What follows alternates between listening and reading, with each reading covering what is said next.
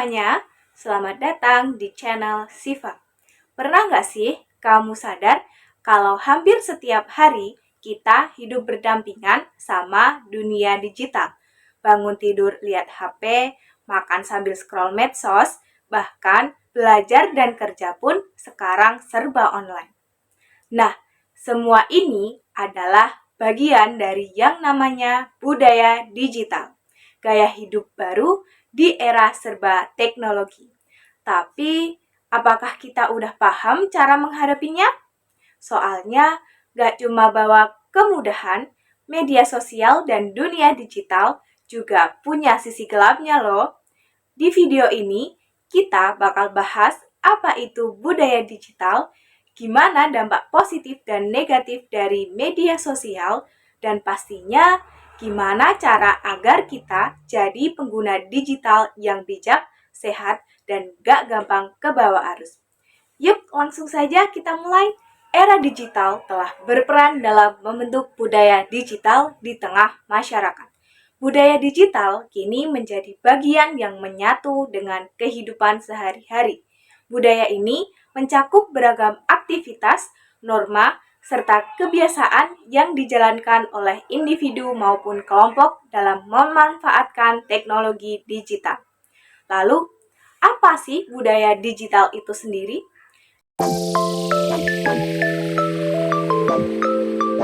Dikutip dari situs vida.id, budaya digital yang juga dikenal sebagai kultur digital merupakan kumpulan nilai, norma, dan praktik yang tumbuh seiring dengan pemanfaatan teknologi digital dalam aktivitas sehari-hari.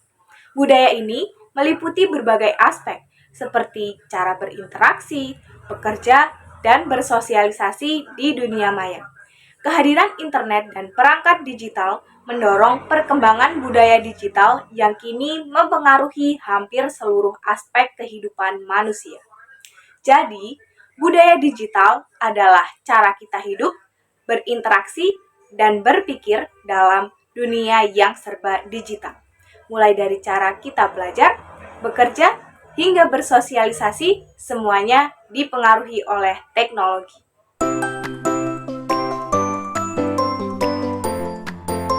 Media sosial. Media sosial adalah platform yang sangat kuat dalam membentuk budaya digital. Lewat media sosial, kita bisa membangun identitas digital, mempengaruhi opini, bahkan membentuk tren. Media sosial merupakan sebuah media online yang membuat para penggunanya bisa dengan mudah berpartisipasi, berbagi, dan menciptakan isi meliputi blog, jejaring sosial, wiki, forum, dan dunia virtual. Keberadaan media sosial sudah tidak bisa dilepaskan dari kehidupan masyarakat Indonesia.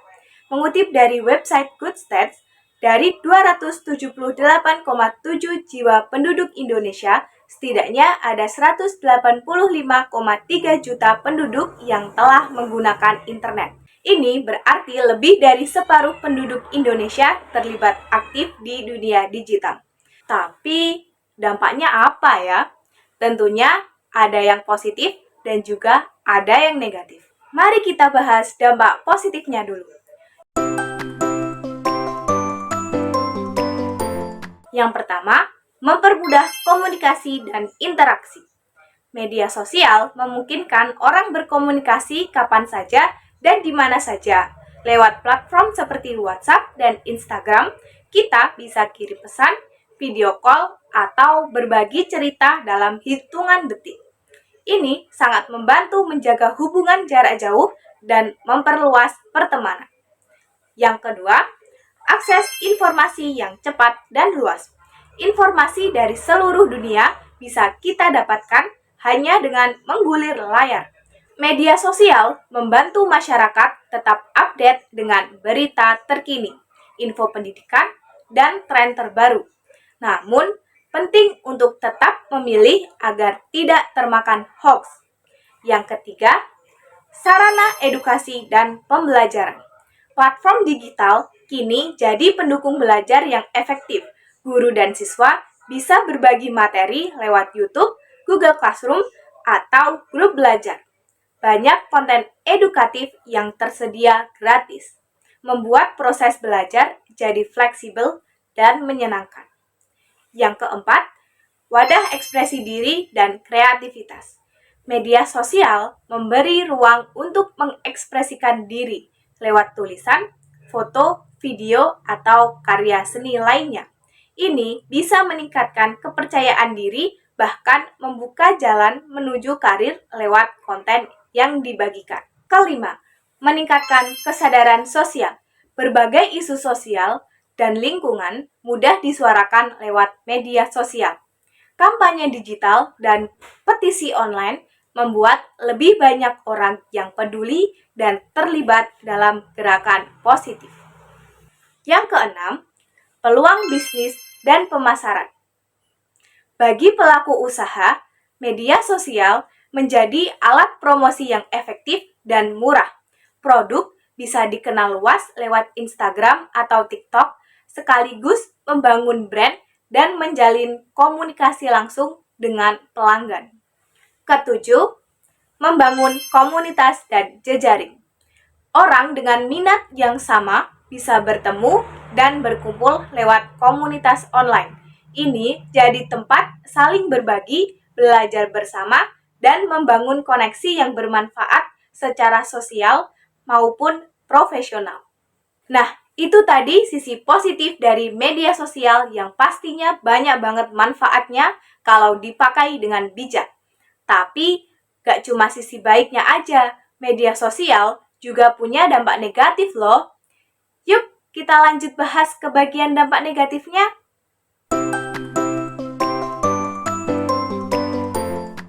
Dampak negatif yang pertama adalah penyebaran informasi palsu atau hoax.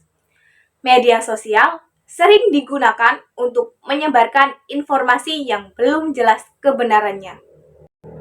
Karena penyebarannya sangat cepat dan luas, hoax bisa dengan mudah menyesatkan masyarakat, memicu kepanikan, bahkan menimbulkan konflik. Kedua, kecanduan media sosial. Penggunaan media sosial yang berlebihan bisa menyebabkan kecanduan. Seseorang bisa menghabiskan banyak waktu untuk scroll, menyukai, atau mengomentari unggahan tanpa tujuan yang jelas. Hal ini dapat mengganggu produktivitas, mengurangi waktu belajar atau bekerja, serta menyebabkan gangguan pola tidur. Ketiga, cyberbullying atau perundungan daring. Media sosial juga menjadi tempat terjadinya perundungan digital, seperti komentar jahat, penghinaan, atau pelecehan. Cyberbullying bisa berdampak serius pada kesehatan mental seseorang, terutama pada remaja, dan bahkan bisa berujung pada depresi atau isolasi sosial. Yang keempat, kehilangan privasi. Banyak pengguna membagikan informasi pribadi di media sosial tanpa menyadari resikonya. Data seperti lokasi, foto, atau kehidupan sehari-hari bisa disalahgunakan oleh orang yang tidak bertanggung jawab. Misalnya, untuk penipuan, pencurian identitas, atau kejahatan lainnya. Yang kelima, tekanan sosial dan kesehatan mental. Media sosial sering menampilkan kehidupan yang tampak sempurna, yang bisa menimbulkan rasa iri, minder, atau tidak percaya diri. Banyak orang yang membandingkan dirinya dengan orang lain di media sosial, padahal apa yang ditampilkan belum tentu mencerminkan kenyataan. Hal ini bisa menyebabkan stres, cemas, bahkan depresi. Keenam, menurunnya interaksi sosial di dunia nyata. Terlalu banyak menghabiskan waktu di media sosial bisa membuat seseorang kurang berinteraksi secara langsung dengan keluarga atau teman. Akibatnya, hubungan sosial di dunia nyata bisa melemah dan seseorang bisa merasa kesepian meskipun aktif di dunia maya. Ketujuh, penyebaran konten negatif atau tidak pantas. Media sosial sering menjadi tempat tersebarnya konten yang tidak pantas, seperti kekerasan, pornografi, ujaran kebencian, atau hal-hal yang mengandung unsur sara. Paparan terhadap konten semacam ini, terutama pada anak-anak dan remaja, bisa mempengaruhi perkembangan mental, cara berpikir, serta perilaku mereka secara negatif. Selain itu, konten semacam ini bisa memicu perpecahan dan konflik di masyarakat. Waduh, serem juga ya dampak negatif media sosial, bisa bikin stres, overthinking, sampai pengen tinggal di tempat yang gak ada sinyalnya.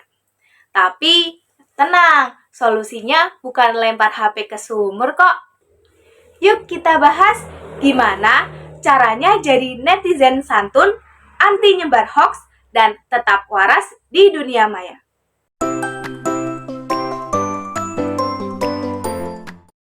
Jadi, gimana sih caranya biar kita tetap waras di dunia digital?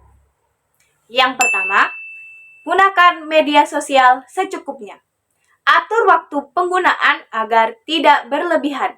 Jangan sampai media sosial mengganggu waktu belajar, bekerja, atau interaksi di dunia nyata. Pakai fitur screen time kalau perlu, biar tahu seberapa lama kamu online setiap hari.